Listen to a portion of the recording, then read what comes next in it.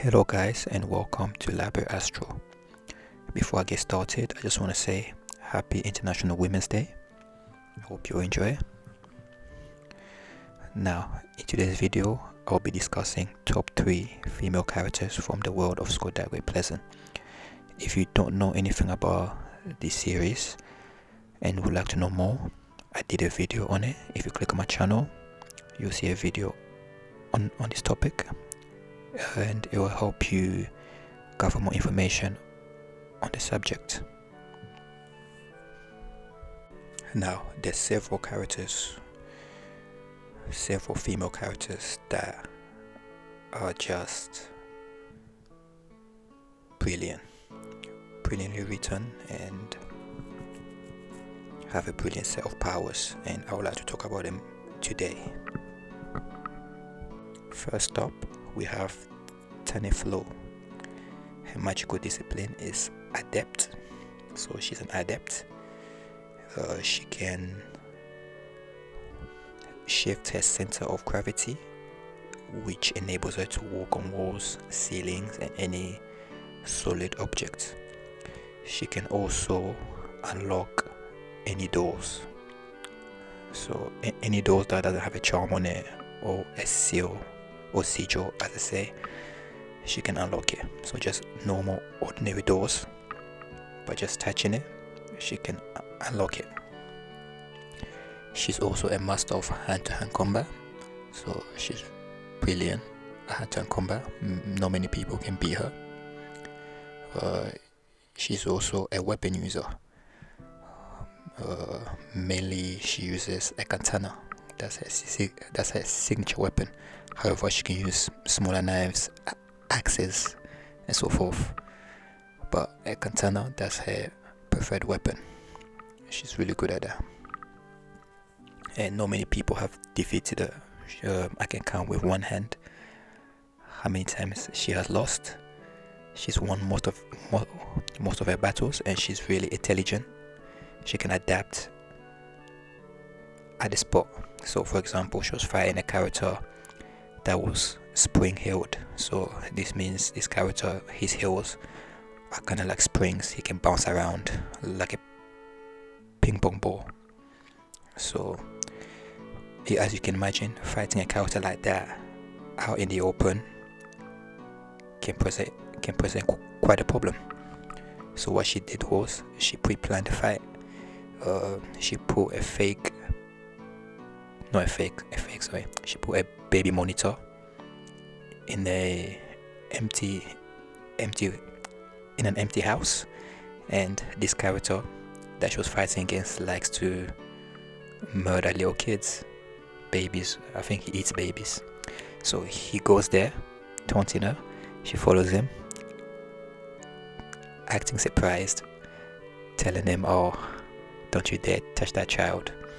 So this character flies through and sees that and goes into the crib.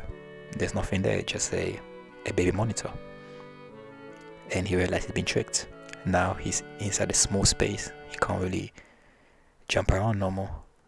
Tiny gets in there and whoops his ass. So that's one of her exploits. She's quite small.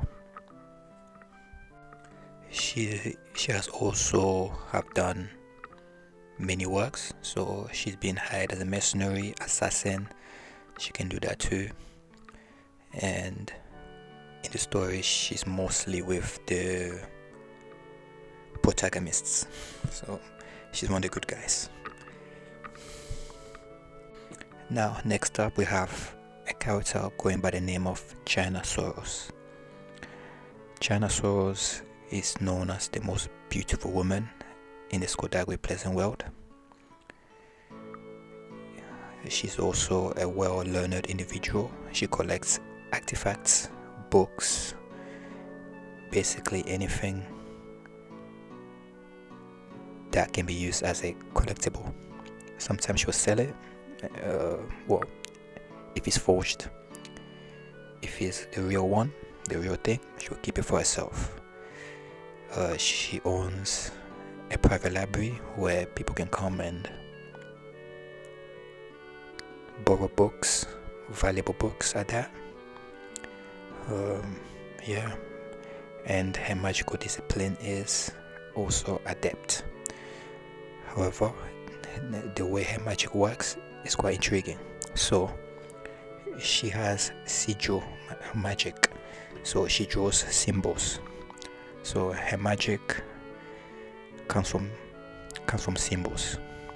So for example, she can draw sigils on her knuckles, and then when she clamps both her knuckles together, she'll create something of a knuckle duster, an energy-based one, and when she hits with it, it feels like the real thing and more. So you'll feel pain, and you also feel some kind of infliction, like the energy, it hurts you, like a different sort of pain is enhanced.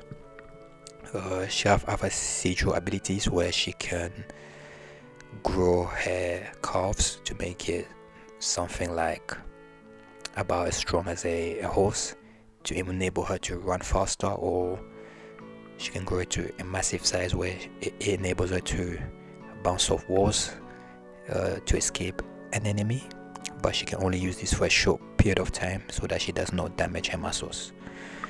So some of her sigil is based on that. These sort of sigils are based on also physical ability. So if an individual has enhanced strength, then they can use that sort of magic for longer. She can also create seals that can lock doors, trap you. So basically, her magic is really creative. She can create a sigil where it can blast energy. So yeah, she's really, like, her magic is not to be played with. She's one of the most powerful characters in the series. Moreover, she's highly intelligent, as I think I already mentioned, and she's also good with hand-to-hand combat. She's not the best, but she's pretty good at it. Not many people have beaten her in hand-to-hand combat, very few. And she's vicious, like her self-preservation is very strong. She'll put her life first, always. So say if a friend is possessed by an entity, if that friend is trying to kill her, best believe she'll kill that friend. She's not gonna tryna go 50% and trying to talk through him, trying to talk through her or him, trying to tell them to snap out of it. No, she'll destroy that person. Her self-preservation is very strong. She's not to be messed with, and she's not known to be trusted that much. She's known to be power hungry. Well, not power hungry, but she can easily be influenced by power. So she can be quite the volatile character.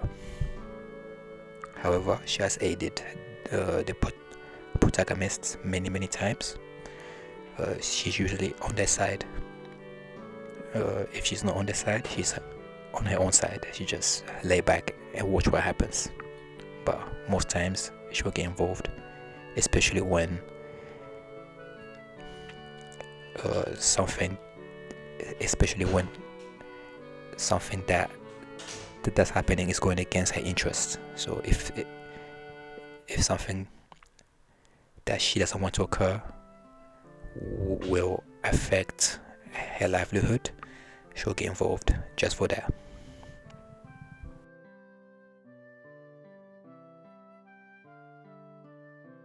Next up, we have Valkyrie Kane, one of the main protagonists, if not the main character of the book. She used to be an elemental / necromancer. However, when she reached her surge, which is basically when a sorcerer's magic has been locked to one specific discipline. So when that happened, she gain a different sort of power, and the way her surge happened was under some unusual circumstances. So I don't want to spoil that one. You'll have to go and read it. So when she gained her surge, her power was more, it seems to be more of a witch, so she can do various things.